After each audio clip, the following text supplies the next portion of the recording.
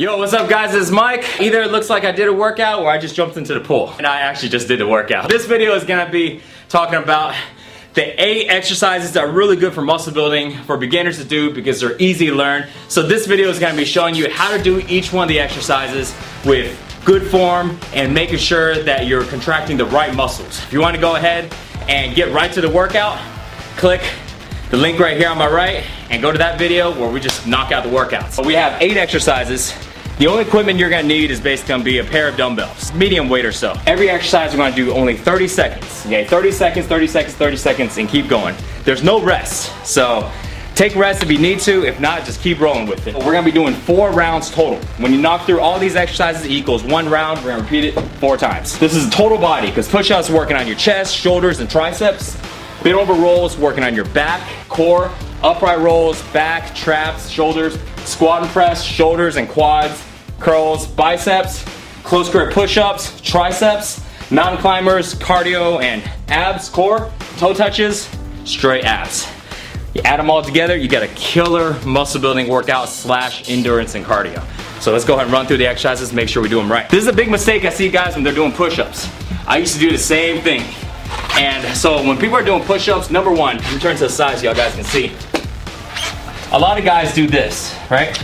They have their elbows flared out and they do that, okay? When you're doing that, that's too much engagement on your shoulders. This is what it looks like, right? If you're doing this, you're not doing push-ups right. You need to have your elbows tucked in back here. So when you're doing push-ups, you're actually coming back here at a 45-degree angle instead of flared out, okay? That's the first thing. Make sure your hands are right under your chest and not your shoulders. So check this out. If you do this, this is right under your shoulders. Y'all guys can see this okay? So when you come down, it's gonna work a lot of shoulders. If you come right here, notice that now it's aligned to my chest. And it was just a very small movement. Keep your elbows at 45 degrees and come up.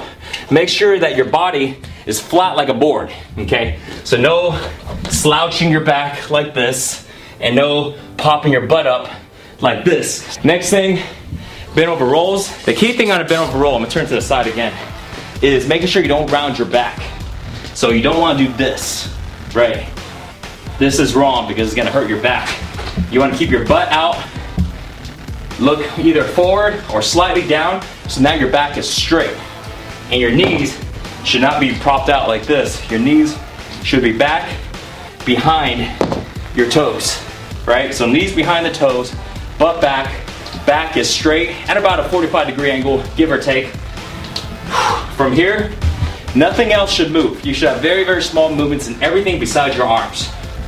Just like this. See? So it's not a lot of rocking, things like that. And you don't want to hunch your back at all. So you want to make sure you squeeze your back. Imagine like somebody is pulling your elbows back. This is the way your back should look. It's hard to tell, but pull your elbows back so you're squeezing your back. If not, you're doing this. Next exercise is upright rolls. Grab a pair of dumbbells or barbell. You can put it together or have it slightly separate. Your key thing here is, again, to pretend like somebody is pulling your elbows to the ceiling. Pulling elbows up. Elbows up. See? Elbows up. Because if you don't, what you're gonna do is you're gonna end up doing this. It's almost like doing a curl. Somebody's gonna do this. You see? Versus elbows up. If you use your elbows up, it's gonna work your back, your shoulders, traps. Okay? Versus, let me do the wrong form so you can see a difference in my back. See? So, very important to make sure you're doing the right form so you can work the right muscles. So, next exercise is squat and press. You can do it 2 ways. Your feet should be about shoulder width. You can either hold the dumbbells right here, have it slightly touching your shoulders, or you can have it flared out this way. Either way is fine, doesn't really matter. I like to do it right here in the front. The reason why is because when I squat down, I like to touch my elbows to my knees. So this way it gives me a good gauge of how low to go before I come back up. So I come down, touch, up, touch, up. So this way, as you get fatigued, You may not want to go as low, but if you don't feel that touch, you know, it means you didn't go low enough. Either way, if you're more comfortable with it this way, you can still do the same thing.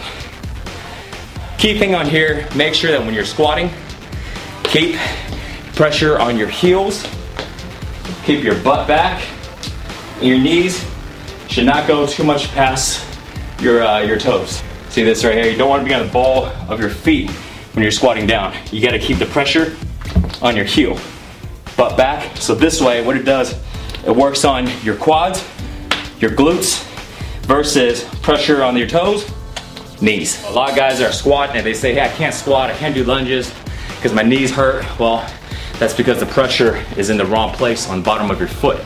So it's working the wrong part of your body. The next one is curls. Keep your elbows to the side. Just curl up and down. Don't tuck your elbows in, elbows back, because you're not gonna get a range of motion. It's gonna look like this, okay? Another thing on curls is making sure, if you look at my wrist, make sure your wrist is not curled in like this, okay? Because I was using too much forearms. Keep your wrist straight or even slightly back a little bit, okay?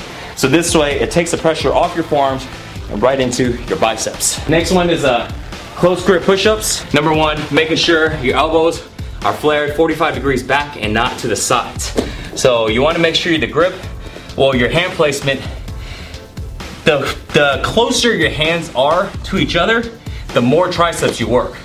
But also the more pressure on your elbows, right? So if I was gonna do, you know, let's say 6 inches, which is usually where I go at, it definitely works your triceps, but it doesn't apply as much pressure on your elbows. The moment you go all the way close to where sometimes they call this a diamond push-up, right? If you go all the way close, it's gonna put more pressure on your elbows, which might be fine if you have good elbows. Personally for me, they're a little tender sometimes, you know, I don't got the best joints. So that's why I keep mine separate a little bit. But what you need though is you can't have your hands farther than 6 to maybe 8 inches apart. If you have it too wide apart, you're not working enough on your triceps and you're working on your chest. As far as hand placement goes, right under your chest, same thing. So right here, so your chest, I'm gonna rest right here so y'all guys can see. See how if I go all the way down, my hands is right under my chest. So it's not like this, you know, something like that. You know, they say kiss the ground, you know, kiss the diamond, stuff like that. You can, but I personally don't like that because that's just too much pressure on your elbows. Okay, so we got mountain climbers and then toe touches. Mountain climbers, really easy. And turn to the side. Here's a tip on mountain climbers. If it's hard for you, what you're gonna naturally do, I don't even need to tell you this, you're gonna naturally lean back like this. All right, because it makes it easier. If you wanna make it harder, lean forward, right here. What it does is it engages a lot more core. The more farther you lean forward on your mountain climbers, the harder it is and the more core it works. Last one is toe touches. Real simple. Feet in the air, lay flat, hands like this, reach for your toes. Just like that. Not much to it. Reach for your toes. Make sure you're engaging your abs. One thing I'll say is try not to strain your neck. So you don't want to do this because you're going to end up working your neck. What you want to do is you want to apply the pressure in your back. You want to really push the pressure right here in your back instead of applying the pressure in your neck. Because what it does is it helps you engage your abs. Because if you do this and you see what I mean? If you do this, that's the floor, man. Don't look at me like that. If you're doing this, I mean, now you're just straining your neck. But if you apply the pressure in your back and you use your abs, damn, that was loud. See? Now you're working your abs. So that's the key thing, is making sure, especially on toe touches, that you do it right. Because if not, your neck will be just super, super sore. You probably have a very swollen neck, you know, like one of those guys with crazy veins coming out of their neck and no abs. There you go, guys. That's how you do all 8 of these exercises. Don't forget, you're gonna be doing 4 rounds of 30 seconds each. Rest as minimum as you can, and it's gonna be super, super killer. All you need is a pair of dumbbells. Now that you know how to do the workout, it's time to grab your timer and grab your dumbbells and do the workout. Now, if you wanna join me and do the workout with me, click the workout here on my right. Now for you guys that want to learn the fastest way to build muscle and get six-pack abs, click the link above to go to sixpackshortcuts.com. Thanks for watching, guys, and I will see you next time. Peace.